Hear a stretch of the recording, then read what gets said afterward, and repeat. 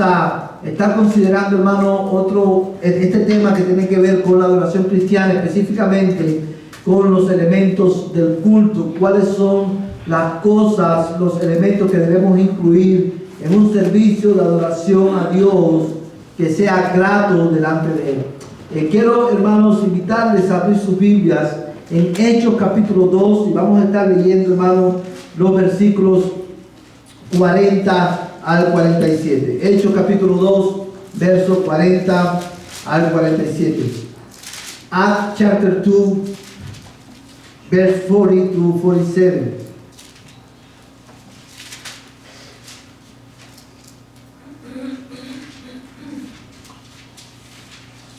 Amén.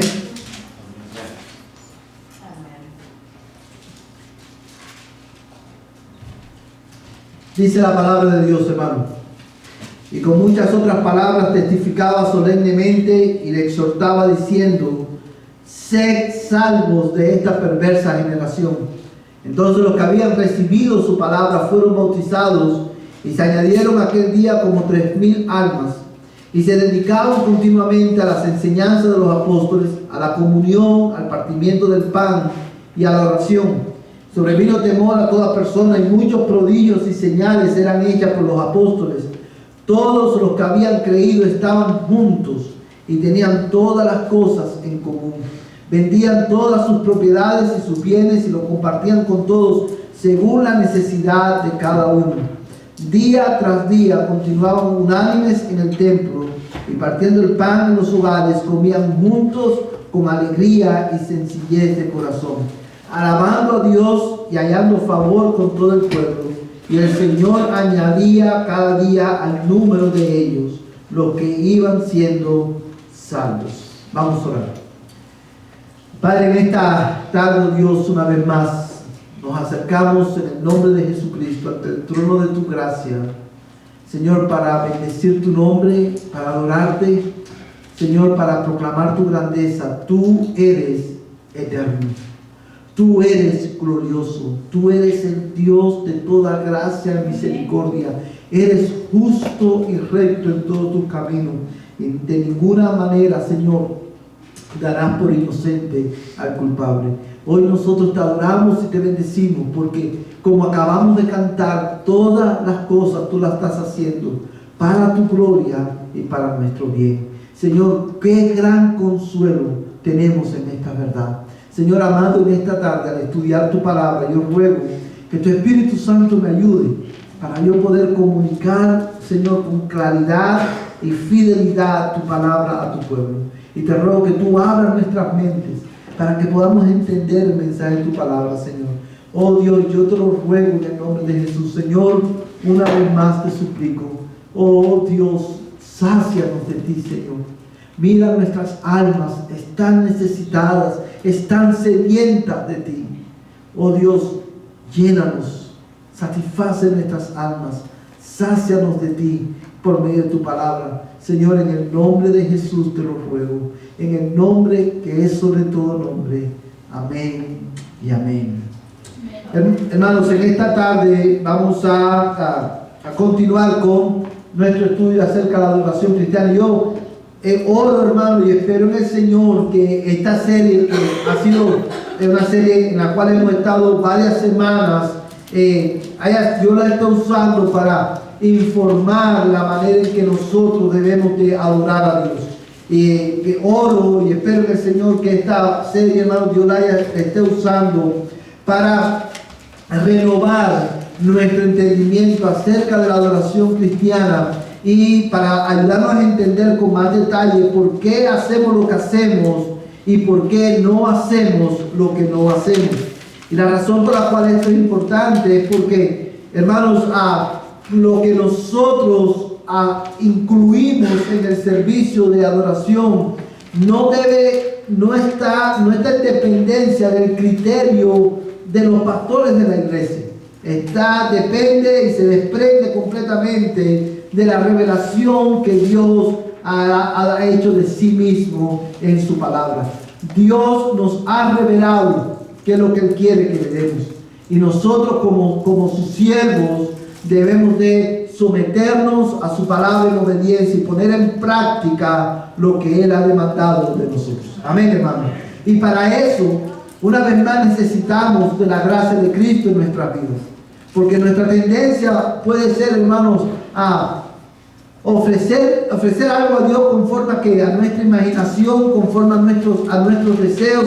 Y podemos, como hemos dicho en otra ocasión, hacerlo de muy buena gana, con muy buena intención. Sin embargo, hermanos, porque si ofrecemos algo que no está prescrito por Dios en su palabra, estamos ofreciendo a Dios algo que Dios no demanda. Y es por eso, hermanos, que es importante que nosotros prestemos atención a cada enseñanza que hemos estado dando en este tema y la que vamos a estar mirando esta noche. Hermanos, he querido comenzar con Hechos capítulo 2, porque Hechos capítulo 2 contiene un buen resumen de cuáles son las cosas que nosotros debemos de incluir en la adoración a Dios cuando estamos reunidos juntos como iglesia en la casa de Dios. Y dice la Biblia, hermano, que en el verso 42, verso 42, 6, y se dedicaban continuamente a las enseñanzas de los apóstoles, a la comunión, al partimiento del pan y a la oración. Es evidente que desde el mismo comienzo de la iglesia del primer siglo, los cristianos, había cosas que los cristianos hacían regularmente el domingo. Ellos escuchaban la palabra, pero también, amados hermanos, ellos respondían verbalmente y activamente a la palabra de Dios. Ahora bien, hermanos, en lo que nosotros hemos visto, los elementos del servicio de adoración pública, nosotros vimos ya, nos quedamos aquí en la respuesta activa a la palabra de Dios. La respuesta activa a la palabra de Dios, hermano, incluye el servicio, la ofrenda, las ordenanzas y la postura. El domingo pasado, ¿dónde nos quedamos, hermano? Ordenanzas y sacramentos. Y es ahí, ordenanzas o sacramentos, es ahí donde vamos a estar, donde lo vamos a retomar en esta noche.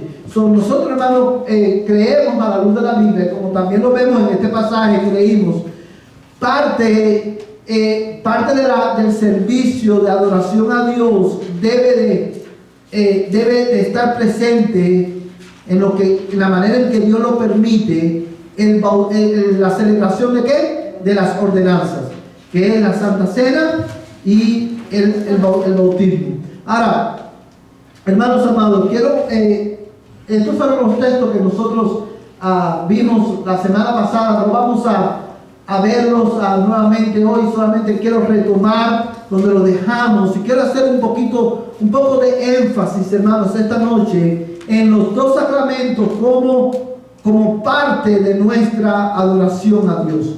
Y quiero, hermano, que consideremos en primer lugar la Santa Cena como un acto de adoración a Dios.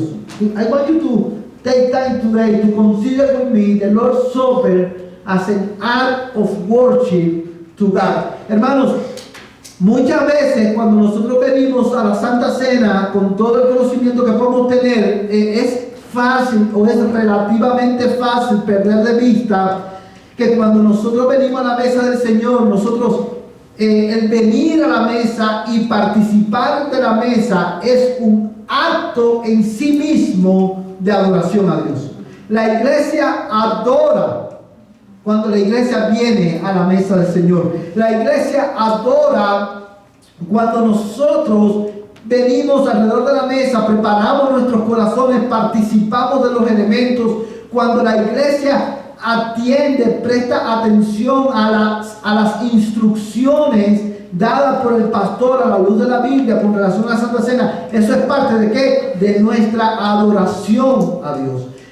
Participar de la Santa Cena, debido al significado de la misma, es un acto de adoración en sí mismo, porque demanda de nosotros que vengamos con un corazón adorador a Dios, con un corazón lleno de adoración y el reconocimiento a Dios que nos permite venir a su mesa. Ahora, en otros estudios bíblicos nosotros hemos hablado de la Santa Cena, y quiero resumir dos cosas importantes de la Santa Cena y que informan o nos enseñan por qué es un acto de adoración. Hermanos, la Santa Cena es una proclamación del Evangelio. Hermanos, the Lord's Supper is in itself an act of worship, because the Lord's Supper is a proclamation of the gospel. La Santa Cena, hermano, es una proclamación del Evangelio. Ahora, cuando usted escucha esto, ¿qué es lo que usted interpreta de esta declaración? Cuando nosotros decimos que la Santa Cena es una proclamación del Evangelio, ¿qué tiene que ver eso con adoración? Evangelizar es adoración. Exactamente, la proclamación del Evangelio en sí misma es una adoración a Dios. ¿Por qué? Es una adoración a Dios porque cuando yo estoy proclamando el Evangelio, yo estoy llevando o estoy llamando al pecador a considerar, hermanos, a Cristo como el único Dios, como el único Señor, como el único Salvador, para que Cristo reciba la gloria. So, la Biblia, hermano, y vamos a leer el texto en un momento. So every time that we partake of the Lord's Supper and we come together, and the pastor gives the warning of the scripture that not everybody can partake of the Lord's Supper. When we give this warning, and we have unbeliever among us, we are worshiping Christ because we are proclaiming to the unbeliever that Christ died for our sins.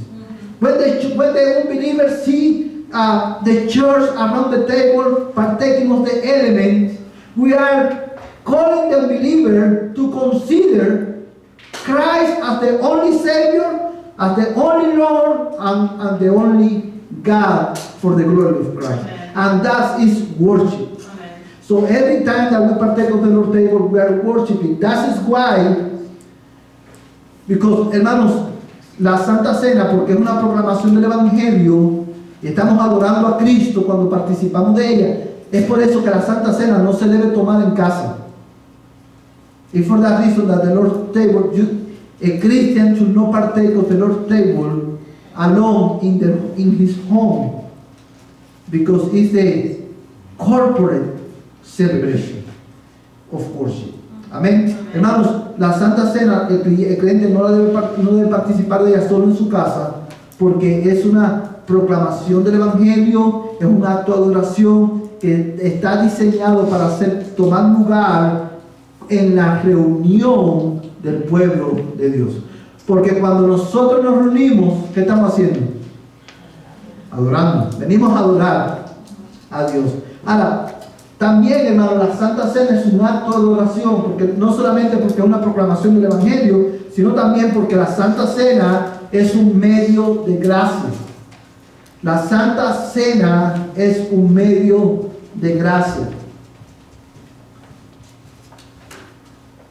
The Lord's Supper is a means of grace, and because of that, it's an act of worship. Because every time that we partake of the Lord's table, we are confessing our need of grace. We are confessing our misery, our need, and we're confessing that He is sufficient for us.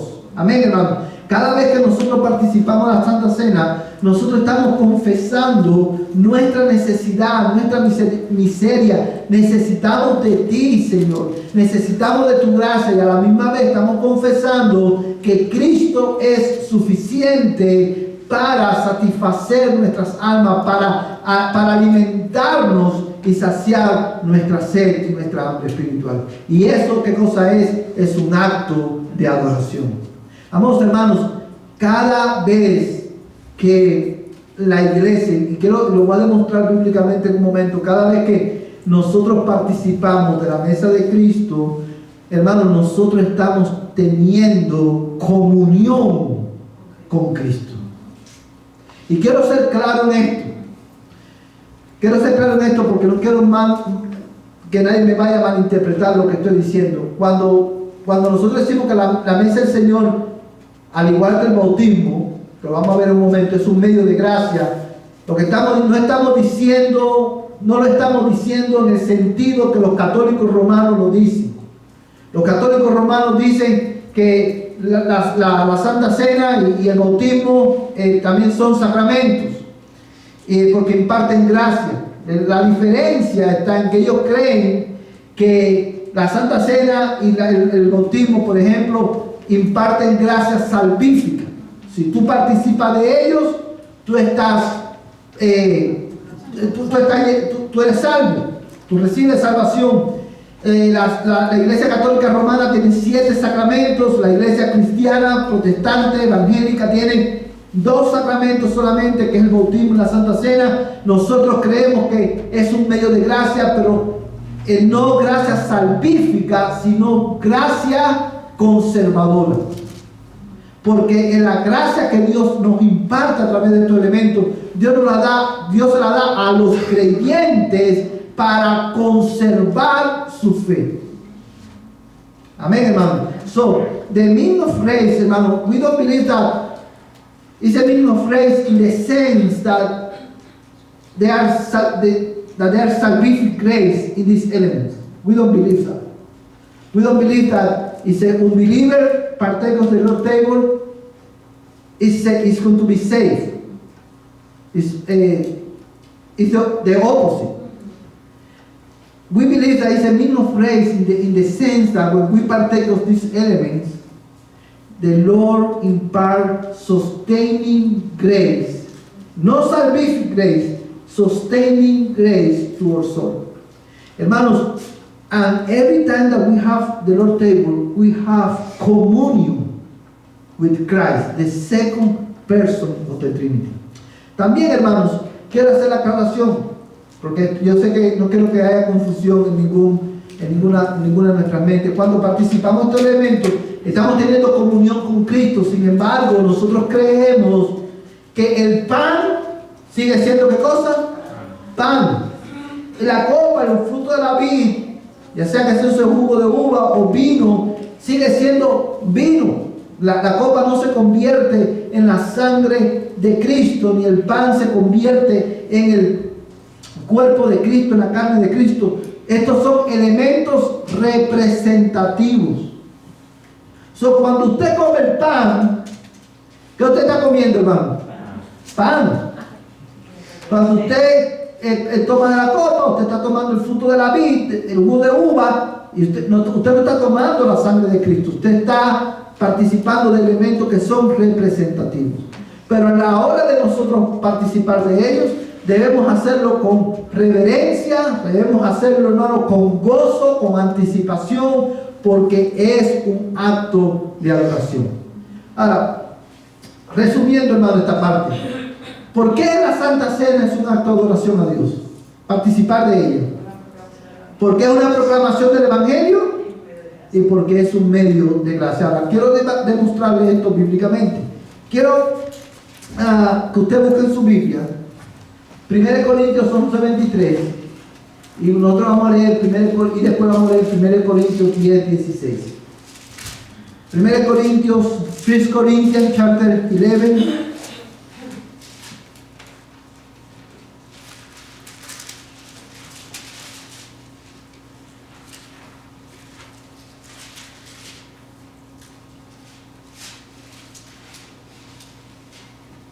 Todo lo tiene, hermano.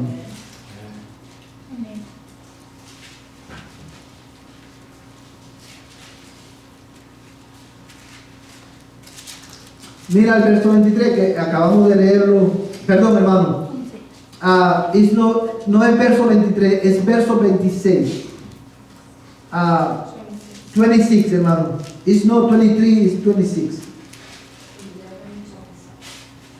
1 Corinthians chapter 11, verse 26.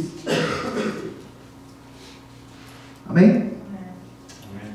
Dice, porque todas las veces que comáis este pan y bebáis esta copa, la muerte del Señor, ¿qué hacemos?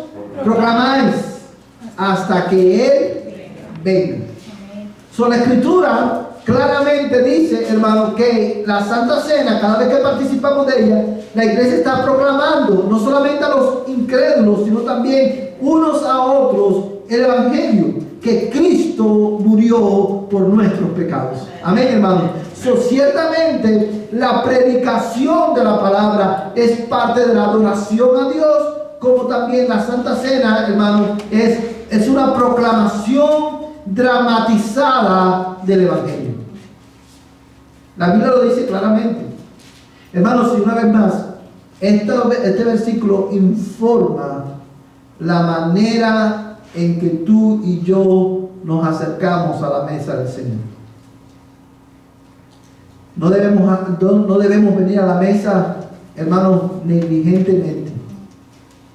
Y no debemos descuidar tampoco el venir a la mesa. Fallar, hermano, yo quiero que usted piense en esto. Cuando yo, hermano, decido no venir a la mesa del Señor, porque tengo que hacer ese día mandados, tengo que ir a buscar los groceries ese día. Lo mismo aplica para cualquier día del Señor, pero especialmente cuando hablamos de la mesa del Señor, cuando tú sabes que vamos a participar de la mesa del Señor con nuestros hermanos, y usted descuida de venir a la mesa del Señor y usted no viene, hermanos, eso se traduce en falta de amor a Dios y falta de amor a mis hermanos. Porque cuando yo participo de estos elementos, yo estoy recordando a mis hermanos que Cristo murió por nuestros pecados, que tenemos esperanza, que porque Cristo murió ahora somos una familia. So that is why neglecting the Lord's table is a sin. It's a rejection of the sacrifice that Christ do for sin. Can you see that? It's very important that you understand that, brother and sister, because we need to recover a biblical understanding of the Lord's table. This is not another rite. This is the means of grace. And when we partake of that, we have communion with Christ. Christ is invite you to his table. And we should not reject that invitation. Hermanos, vamos a leer 1 Corintios 10, 16. Mira este texto que interesante. 1 Corintios 10, 16. 1 Corinthians chapter 10, verse 16. ¿Todos lo tienen, hermanos? Amén. Yo lo voy a leer, dice: la copa de bendición que bendecimos no es la participación en la sangre de Cristo. Hermano, I want you to highlight this verse of the Bible in your Bible. Cuando nosotros decimos que la mesa del Señor es un medio de gracia, eso no lo sacamos del aire. Pablo, inspirado por el Espíritu Santo, está diciendo, ¿cómo llama Pablo la copa de la mesa, hermano? La copa de bendición. ¿Por qué? Porque imparte bendición. Porque hay bendición en tomar de esos elementos. Dice, la copa de bendición que bendecimos no es la participación en la sangre de Cristo. Hermano, él me está preguntando para ver si ¿qué tú crees? No, es una pregunta retórica. Y lo que él está estableciendo es que cuando nosotros participamos, estamos participando ¿de quién? De la sangre de Cristo.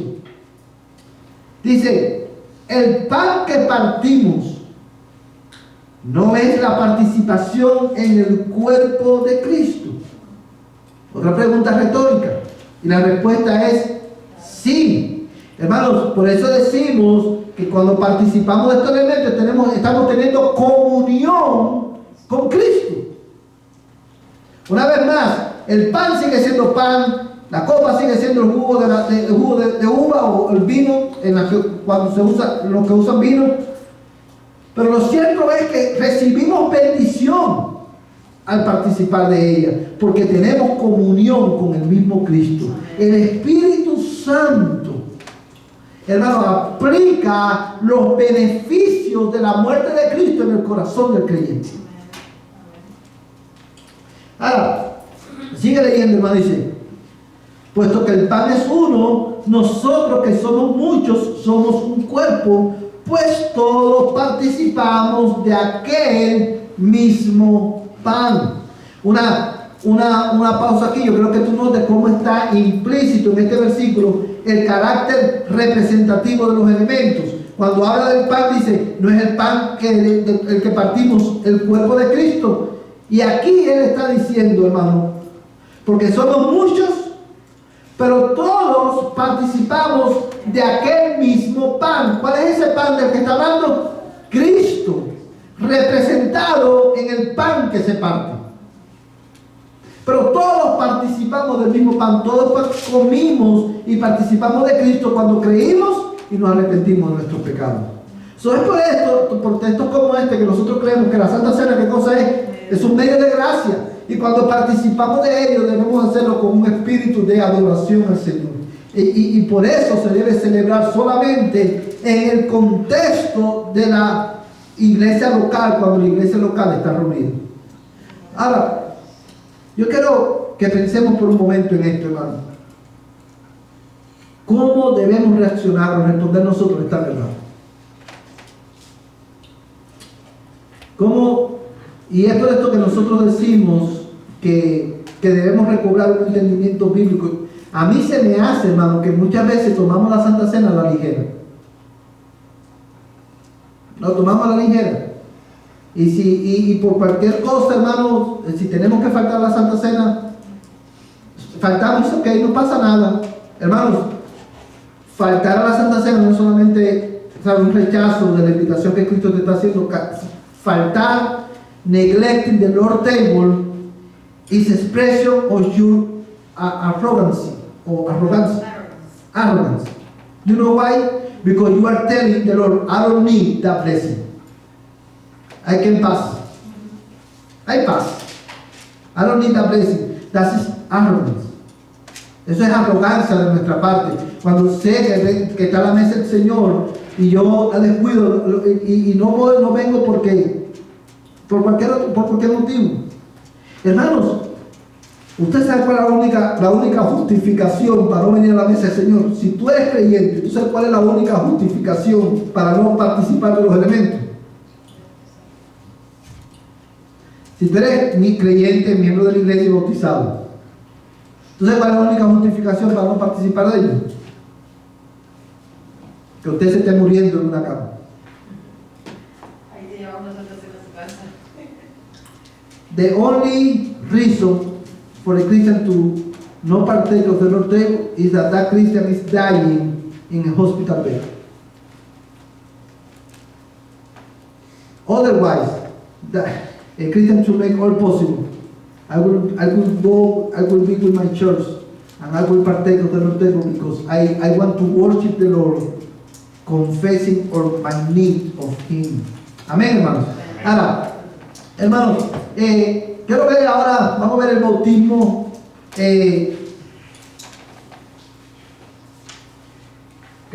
Vamos a ver el bautismo como un medio, como un acto de adoración a Dios. Y vamos a considerar esto, hermano. El bautismo, que es otro sacramento o medio de gracia, es un acto de adoración a Dios. Porque el bautismo también, ¿qué cosa es? Es una proclamación de ¿qué? Del poder del Evangelio. El bautismo, baptism is a public testimony of the power of the gospel, and because of that is an act of worship to the Lord. Vamos a buscar en nuestra Biblia Romanos capítulo 6, verso 1 al 4. Let's open our Bible in Romans chapter 6, verse 1 through 4.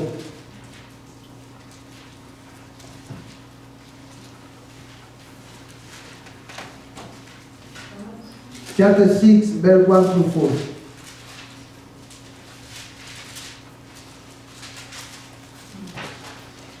¿Todos lo tienen, hermano? Hermano que lo tenga lo puede leer.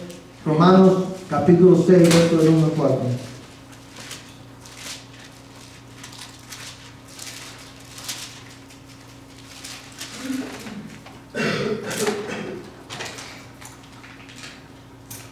Amén. What shall we say then? Are we to continue in sin so that grace may increase? May it never be. How shall we who died to sin shall live in it?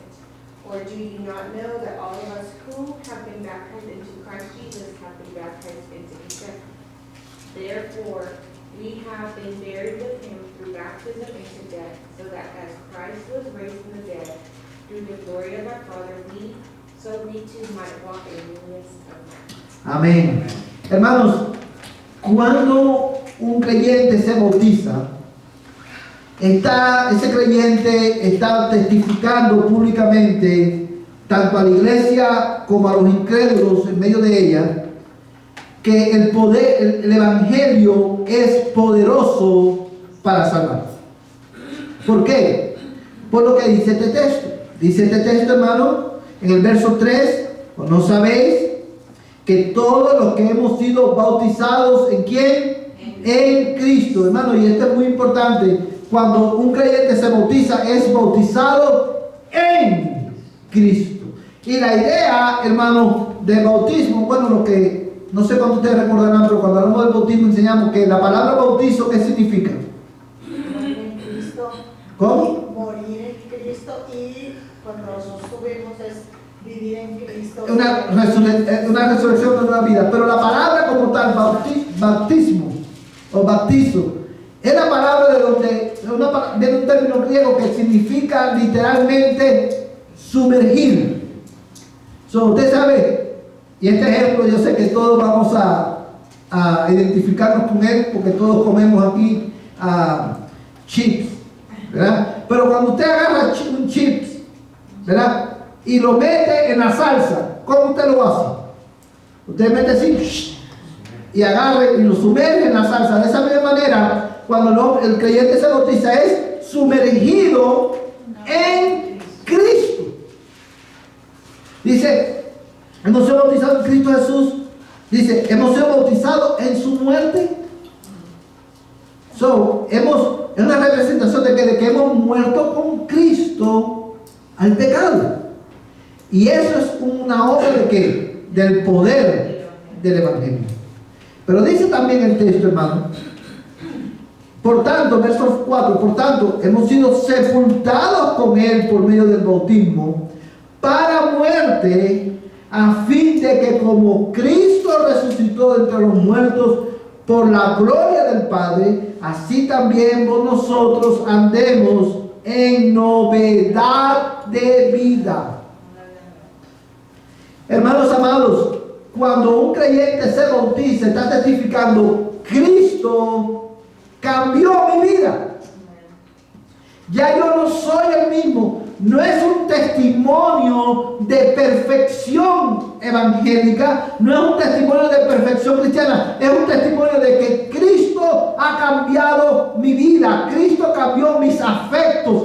Antes lo odiaba, ahora lo amo. Antes lo despreciaba, ahora lo atesoro como la perla de gran precio en mi vida. Aleluya. Antes amaba el pecado, ahora odio el pecado.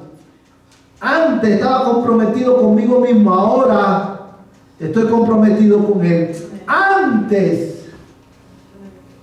Antes yo tenía la marca del mundo en mi frente. Ahora tengo escrito en mi frente el nombre del Padre y del Hijo. Amén, hermano. Y cuando el creyente se bautiza y testifica del poder, públicamente el poder del evangelio, el incrédulo puede decir, wow, algo pasó en la vida de ese hombre.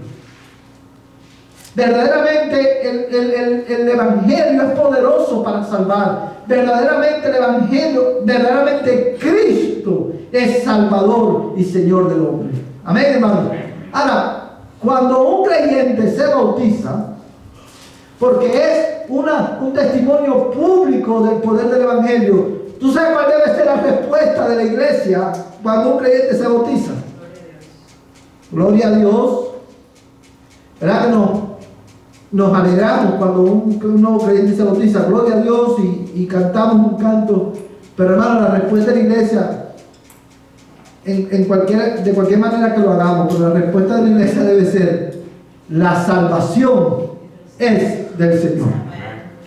La salvación es del Señor. Ahora, Hermano, en segundo lugar, el bautismo es un acto de adoración a Dios porque es, hermano, promueve o provee la oportunidad de articular el Evangelio.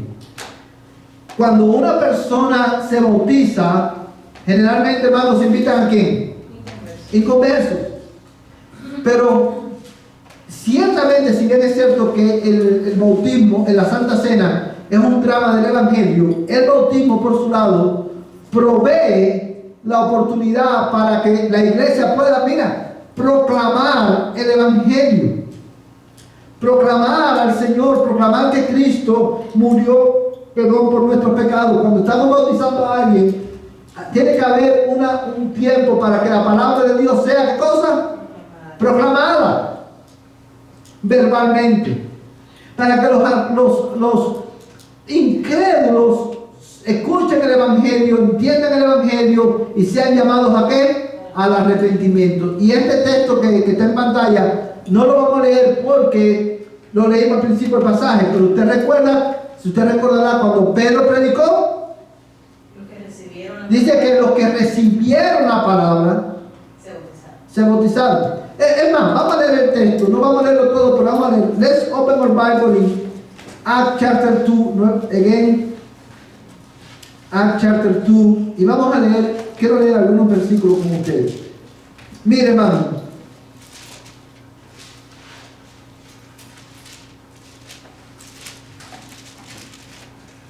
vamos a leer un momento el verso 37. Let's read verse 37.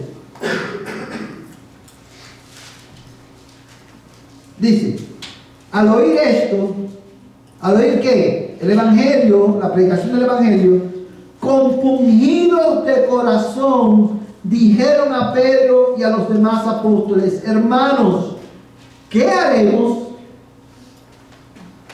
Y Pedro le dijo: arrepentíos y sed bautizados cada uno de vosotros en el nombre de Jesucristo para perdón de vuestros pecados, y recibiréis el don del Espíritu Santo, porque la promesa es para vosotros y para vuestros hijos y para todos los que están lejos, para tantos como el Señor nuestro Dios llame.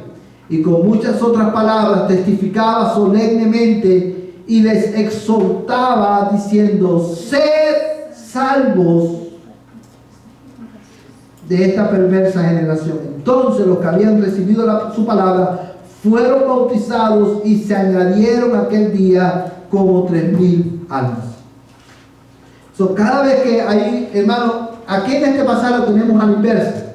Aquí tenemos primero el bautismo, la predicación y luego el bautismo, pero cada vez que la iglesia se reúne y se celebra el bautismo de nuevos creyentes, hermano, eso provee el espacio para que se articule verbalmente el Evangelio a los incrédulos. Y eso es un acto de adoración, porque una vez más lleva al incrédulo a mirar ¿a quién? A Cristo.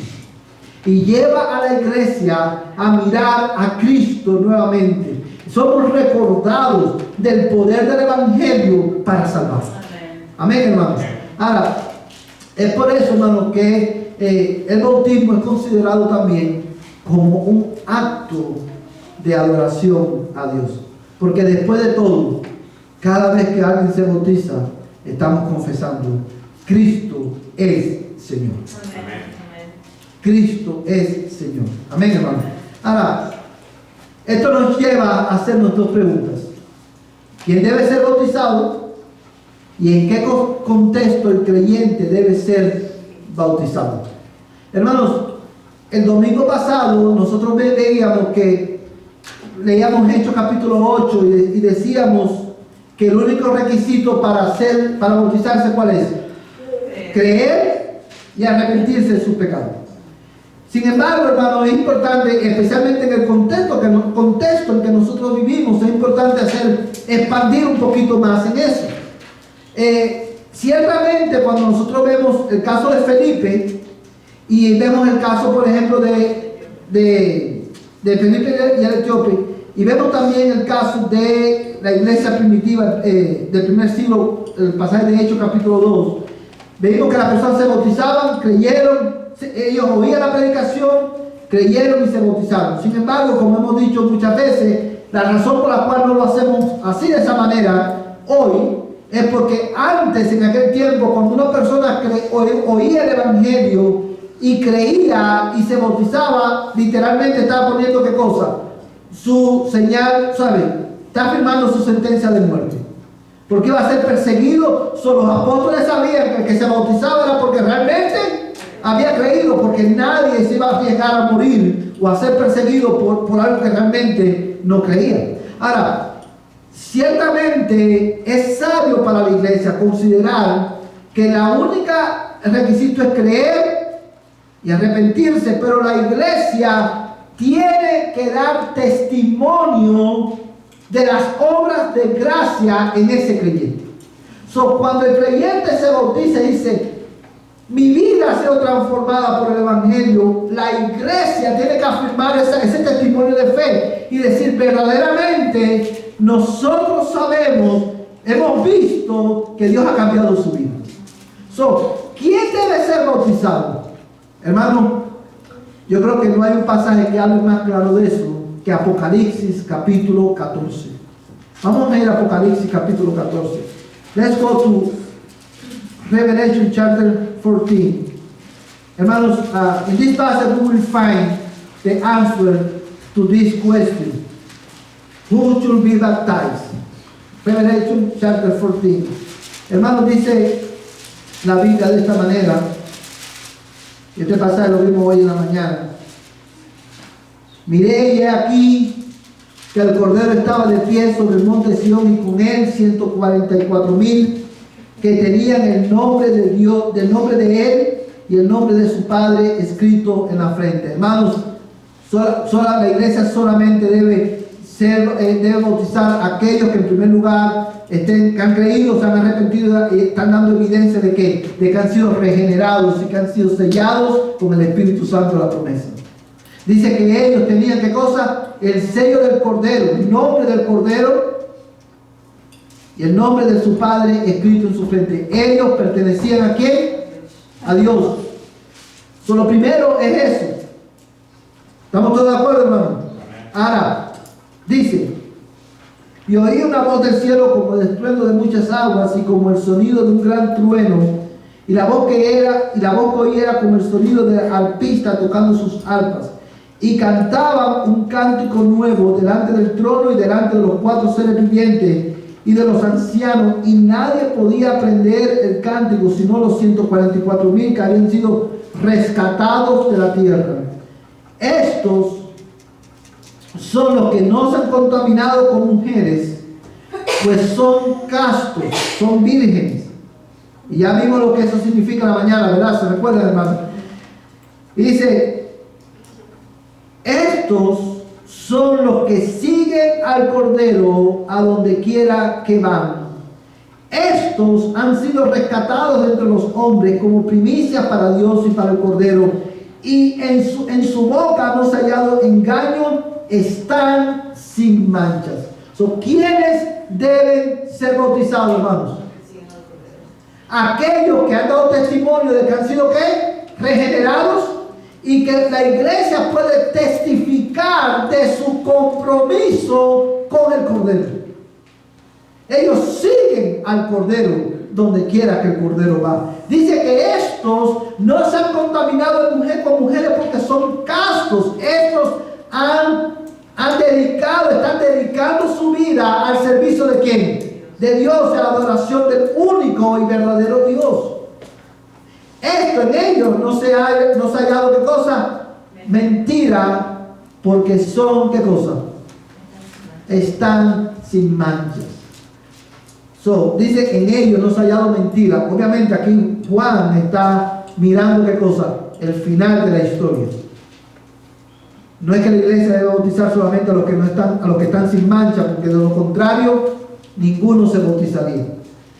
Pero nosotros debemos ver que la iglesia debe testificar ¿de qué? De la evidencia de gracia, de la santificación progresiva. ¿Sí lo puede ver, hermano? Y estos son elementos que la iglesia debe tener en cuenta. Si Pedrito viene mañana y visita el domingo a la iglesia, viene mañana y escucha el mensaje y cree, y el domingo siguiente dice, hermano, quiero bautizarme, pastor, quiero bautizarme. Hermano, ¿qué debe hacer el pastor? ¿Qué debe hacer la iglesia? Pedrito, déjame ver, vamos a ver las evidencias de gracia primero. La iglesia tiene que conocer a esa persona, hermano, para ver la evidencia de gracia, la santificación progresiva. Y hermano, y hay veces que eso toma en algunos 6 meses, en algunos toma un año. No estamos hablando aquí de perfección, estamos hablando aquí de evidencia de gracia, porque cuando esa persona se bautiza, la iglesia lo está recibiendo ¿a dónde? En la membresía de su iglesia, y está testificando verdaderamente Dios lo ha cambiado. ¿Cómo tú puedes testificar que Dios ha cambiado a una persona si tú no lo conoces? ¿Sí lo puedes ver, hermano? Ahora, teniendo esto en cuenta, hermano, porque dice que ellos son sin manchas, están sin manchas, no se ha hallado engaño en su boca, y porque el bautismo significa, hermano, morir con Cristo al pecado y resucitar en una nueva vida. Es por eso que los creyentes, hermano, la iglesia nos debe bautizar ¿a quién? A personas que no son cristianos, evidentemente, y a personas, por ejemplo, es por eso que en nuestra iglesia nos bautizamos hermanos que por circunstancias providenciales, por cualquier otra circunstancia, están viviendo en unión libre. Porque ellos están permaneciendo ¿en qué? En pecado, activamente están en pecado. Activamente están en pecado, hermano. Y yo sé que esto va a sonar radical. Pero si hay una persona en esa condición, la iglesia debe llamar a esa persona al arrepentimiento. Usted debe arrepentirse y debe dar fruto digno de arrepentimiento. Y el fruto digno de arrepentimiento puede implicar decirle a esa persona, a su pareja, tenemos que casarnos. Y si la persona no se quiere casar, puede significar que tú tengas que escoger entre Cristo o ese hombre o esa mujer, aunque lleven años de casado o juntos, sí, hermano. Pero sí es cierto que incluso aunque la iglesia, o sea, que crea a la persona, o sea, que diga que cree y que se arrepienta y aún que dé signos de evidencia, es una realidad que hay veces en las personas bautizadas realmente no se han arrepentido y realmente no dicen, o sea, dicen que tienen fe, pero realmente no, porque se ha visto y es una realidad y pasa, no nomás aquí en muchas iglesias, que pasa que personas que se han bautizado las vemos en el mundo como si jamás se hubieran pasado por el bautizo. Exactamente. ¿Usted sabe por qué pasa eso, hermano? Mire, hay dos cosas en esto, hermano. Ciertamente usted tiene razón en lo que usted dice, hermano Diego. La realidad es que nosotros podemos hacer un juicio por el testimonio de un hermano. Y si el hermano está diciendo, yo he creído, me he arrepentido y estoy luchando con mi pecado, yo no tengo base bíblica para decir, no te puedes bautizar hasta que tú no seas completamente. Vamos a esperar 5 años para ver qué tal. No. Lo cierto es, hermano, que Dios es el que conoce el corazón.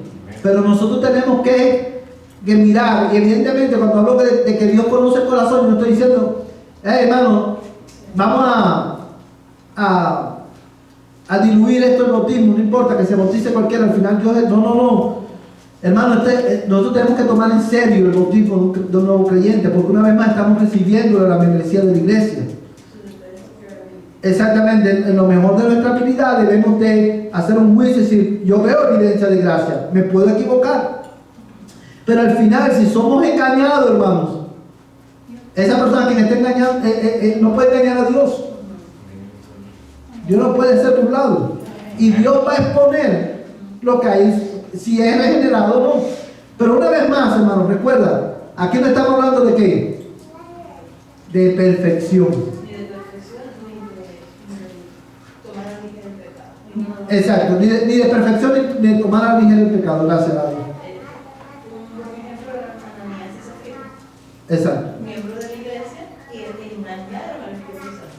O trataron de engañar al Espíritu Santo, hermano. Hermano, algo que me deja pensando, ¿verdad? Es como, por ejemplo, en lo que dijo, ¿verdad? De que si una pareja decide venir a la iglesia y pues viven en pecado activamente, bueno, y si lo llama al arrepentimiento y ellos, pongamos que la mujer si se quiere casar o viceversa, el hombre si se quiere casar y la otra persona no, bueno, la elección debe de ser Cristo, la pareja, o la otra opción no puede ser ora por tu esposo o tu esposa, porque podemos llegar a este otro caso, lo otro que me deja pensando en esto, es verdad, que si, por decirlo así, ¿verdad?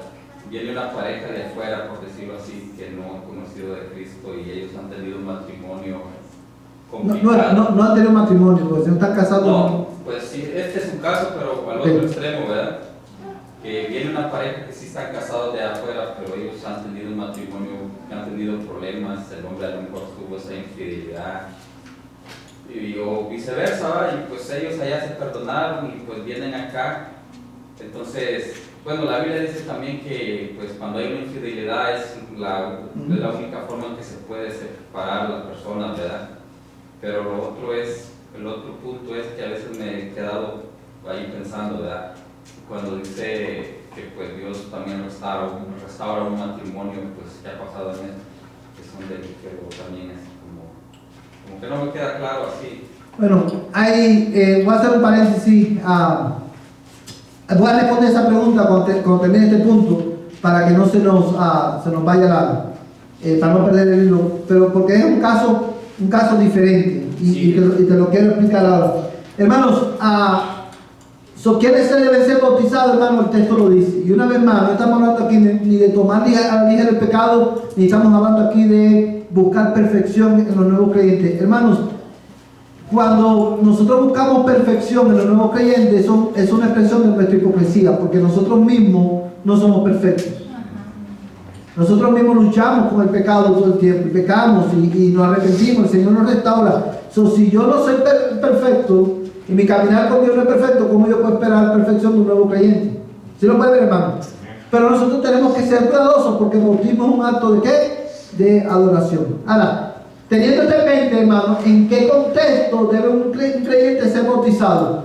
Por todo lo que nosotros hemos visto, hermano, un creyente solamente debe ser bautizado, hermano, ¿a dónde? En el servicio público de la iglesia. En el servicio público de la iglesia. No existe eso de... Exacto. Mira, hermano, antes de responder esa pregunta, quiero que usted vea esto en pantalla. Déjame ver si lo tengo en inglés. Okay. El bautismo solamente es válido cuando la verdad que representa es una realidad en el creyente. Pero voy a repetir. El bautismo solamente es válido cuando la verdad que representa, ¿cuál es la verdad que representa? Que ha muerto con Cristo, que ha resucitado en una nueva vida, que ha nacido de nuevo, que tiene el sello del nombre de Dios, de Jesucristo y del Padre escrito en su frente, que tiene el Espíritu Santo. Cuando esa realidad, esa verdad es una realidad, hermano, en el creyente, entonces el bautismo es válido. Ahora, ¿a dónde me lleva eso, hermano? Bueno, si usted es bautizado, y usted se bautizó y usted no nació de nuevo, su bautismo no es válido. Porque no, la verdad que representa el bautismo, la verdad que representa el bautismo no es una realidad en tu vida. ¿Sí lo puedes ver? Y en ese caso, ¿qué tienes que hacer? Arrepentirte y bautizarte. Ahora, ¿en qué contexto debe el creyente bautizarse? Hermano. Hablando del bautismo, en Hechos capítulo 8, cuando Felipe bautizó al eunuco, el eunuco estaba en un estado como con mucha gente que no sabe para qué es el bautismo. Y él le pregunta, en el verso 35, y Felipe abrió su boca y empezó a darle escritura, empezó a darle el evangelio al eunuco. Era que yo creo. Entonces andaba en un Chevy, en un carretón, se subió en un auto con Felipe, y luego llegaron a un lugar donde había agua. ¿Okay? Entonces, cuando llegaron al agua, le dijo Felipe al grupo, si tú crees con todo tu corazón que Dios es Dios, si tú crees en Él, y si tú crees en Jesús, ¿qué crees en Jesús? Ese es lo crítico del Señor. Entonces, en ese momento, él empezó a recibir a Jesucristo, les explicó para qué era. Entonces, cuando llegaron al agua, él se paró el carretón y ellos se fueron al agua. Entonces, Felipe lo bautizó ahí en el agua. Pero, cuando salieron del agua, se desapareció Felipe. Sí. Y lo contaron en las otras. Después lo contaron en las otras. Pero en ese momento se desapareció Felipe del eunuco y ya no lo vio el eunuco más. Sí, hermano. Ese bautismo, esa acta que viene siendo en esos versos, viene siendo como gente que no sabe por qué es el bautismo de ese eunuco. Bueno, hermano, en el caso del eunuco, el eunuco, como cualquier incrédulo, hermano, escuchó el evangelio. Dice la Biblia que él estaba leyendo la escritura, el libro del profeta Isaías, y él le pregunta a Felipe de quién habla el profeta, de él o de otro, porque él no entendía, no sabía. Y Felipe dice que partiendo de la escritura le predicó el evangelio. Dice que cuando él entiende el evangelio, hermano, él dice, mira, ¿qué impide que sea bautizado? Y fíjate que él responde de esa manera. La Biblia no nos dice si Felipe le habló del bautismo, pero de algún modo él sabía y él dedujo que tenía que obedecer al Señor. Y él le dijo, si crees de todo tu corazón, bien puedes. Y dice que descendieron al agua y lo bautizó. Ahora, esa es la respuesta. Ese caso de la Biblia habla de cuál debe ser la respuesta a quién, a la predicación del evangelio. Y habla también del hecho del poder de Cristo para salvar.